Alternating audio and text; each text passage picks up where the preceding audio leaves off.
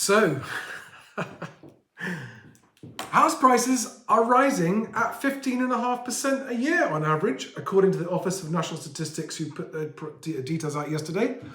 What does that mean? Does it mean that house prices are still going up and they're not going to fall? Does it mean everything's okay? Does it mean I'm wrong or not? So this is a really quick video. I'm doing in a bit of a rush, so forgive me if it's not brilliant. I've got to hit the road soon, but I wanted to just go through a few things because since that announcement came out yesterday, I've had people messaging me in the comments mode going, "Oh, Charlie, no, you're wrong. Look, we know now. They've published the facts. It's the Office of National Statistics. They're definitely still going up." And it's just made me put my face in my hands and want to tell those people to go back and watch my other videos about time lags. But let's get into this. So, first of all, this is going to be a bit rough and ready, but here we go. Let me just... This was the actual data out yesterday. Okay, so 15.5% it says actually nationally. But in fact, it's more important to see that it was actually 9% in London, okay, on average, and year on year, July to July, and about 17% in the rest of the country. So London 9%, rest of the country 17%, and that's year on year price increases from July 2021 to July 2022. Now, why am I doing this video? I had a comment this morning from someone who says, speaking as someone who bought as a first-time buyer in 1989 and ended up losing 60% of the property value, because 1989 was the peak of the housing boom before that crash, losing 60% of the property value to negative equity by 1993. I say be very careful buying into the current market as a first-time buyer. The situation is very similar to that time, with an overinflated market, rising interest rates, and a downturn in the economy. It took years to claw back from that early loss experience, and I wouldn't wish it on anyone. Right. So that's the reason for doing this video. And I will put links to all of this, by the way. This is the land registry data where you can go and look for yourself, and you can actually select different property types so you can look at the data better for your particular kind of property, okay? I'll put the link in this video as soon as I've recorded it. So let me just get the video back up.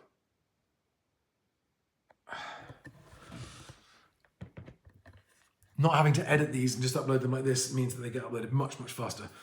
So guys, what does this mean for you if you're one of the people who just completed your transaction in July 2022, or so you've just bought or you've just sold? If you are in those figures, well, if you were a seller whose transaction completed in July 2022, congratulations, because I think you sold your property at or very close to the top of the market.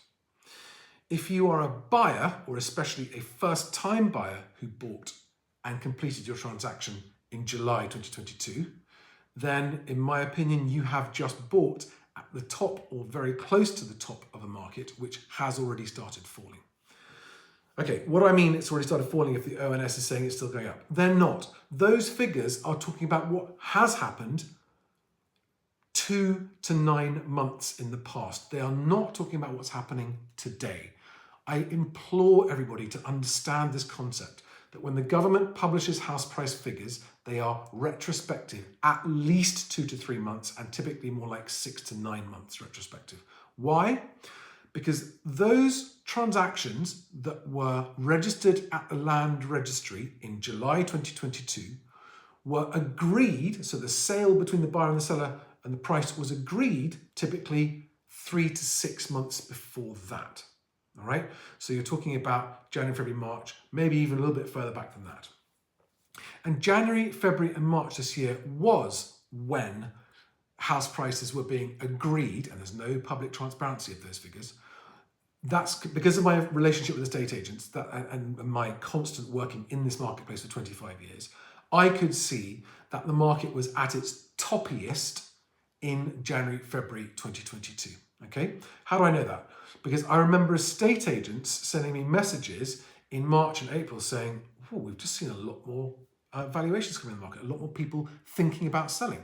They didn't come to the market in March and April and May, but they started looking into it and thinking about it. A lot of people take 3 to 6 months to make the decision to sell. And that's who this video is for, okay? So if you have just bought or just sold, well, there's nothing you can do to change that. But if you are not yet, if you are currently at the point between exchange and completion, then if you're a seller, you're probably praying that your buyer doesn't pull out or renegotiate. And I understand why, I would be as well. And if you are a buyer, you're probably thinking, am I just buying at the very top of the market? And is this a mistake? And immediately after I've recorded this video, I'm going to film another video on how to renegotiate your property transaction if you want to, okay? Because I'm getting asked that a lot. How do I do it? Should I do it? What do I do if I want to do it? And it depends on your circumstances, but that's what I'll go into in the video I'm recording and uploading straight after this one, all right? But guys, let's make a few of my observations on these figures. Let's just ignore the 15% figure because it wasn't 15% anywhere. It was 17% out of London. In fact, it was 20% in the southwest of England. It was 17% in most other regions, 15% in the northeast, and it was only 9% in London. That's the year-on-year house price growth between July 2021 and July 2022. Also remember, as per my video about the 3 A's of house prices, that the asking price, the agreed price, and the actual price are different and have different timings. And even though year-on-year prices are going up, that does not mean that prices being agreed today aren't coming down. And I think, in fact, I now have so much compelling evidence that they are falling. Just yesterday, I started getting people messaging me saying, I've been a buyer, I've been trying to buy for a long time. Agents haven't been returning my calls, I haven't been able to get viewings. And suddenly, the agents are chasing me and saying, do I still want to view that property? Do I still want to view this property? I'm getting that all over the place. So at the coalface, guys, I am telling you that my information, and based on my knowledge and experience, the market has just flipped from a seller's market to a buyer's market. You won't have visibility of that yet, but that is my opinion. Don't believe me if you don't want to. It makes no difference to me if you believe me or not. I'm just sharing with you my insight, my knowledge, my experience, and my opinion. It is just an opinion, but it's a well-informed opinion, and you can make your own decisions based on this, but go away and look at other people's opinions as well. But just make sure that those other people's opinions are also backed up with some information, okay? I want to make a comment on the rate of that increase. That is a staggeringly high year-on-year price increase, right? For outside London, 17% year-on-year price increase. That is staggeringly high. And if you go back and look at the price charts of house prices before previous crashes, that sharpest spike was almost always just before the fall.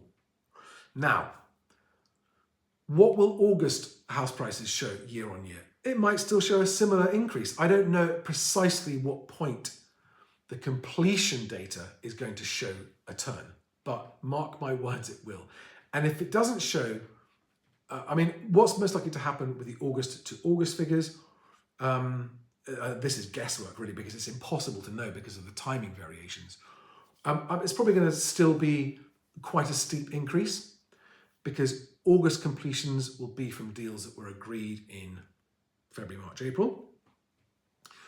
I don't think it's going to be as high as we've just had. I think it'll be still very high, like a 12 or 13 or 14% increase, but less than July. And that's the first sign that things are changing in the actual official figures. I'm guessing that the prices being agreed in the prices being agreed between agents and buyers and sellers today, so in August and September 2022, will come out in completion data for January and February 2023. So you won't see the proof of what I'm speculating is happening until then. But guys, I don't have an agenda either way here, other than to give everyone information for their own personal decisions. I'm not on buyer's side, I'm not on seller's side. And for all of you first-time buyers going, oh my God, agents are they're really hard, they're real bastards because they just want to make prices go up and up and up. If you're a buyer, one day you're going to be a seller and you'll be on the other side, and that's when you're going to want the agents doing that. So don't vilify agents for doing the job that they're paid to do by their selling clients, right? Don't be surprised that that's what they do. That's their job. It is the job, and it's the job that you want them to do for you when you're selling. So just remember that, okay? But yeah, I think we are seeing absolute peak property prices being reported in completion data now. So when they release August 2022 house price data, it will also show prices still going up year on year between August 21 and August 22. And that is possible while at the same time, prices being agreed in August 2022 are going to be falling significantly. Right now, I think you're going to see that the prices being agreed today will end up being 5 to 10% off those highs at the start of this year. Okay? In some cases, more than that. Guys, I hope that's helpful. Please remember that completion prices reported in the media, and especially for July, not September, which we're in now, are telling you what happened a few months ago. They're not telling you what's happening today or in the coming months. All right? Remember that. Good luck. Send me your questions. More than happy to help with your individual questions. And I'll see you on the next video, which is going to be how to renegotiate your property sale transaction if you want to. I'll do it for buyers and sellers. Bye-bye, guys. Good luck.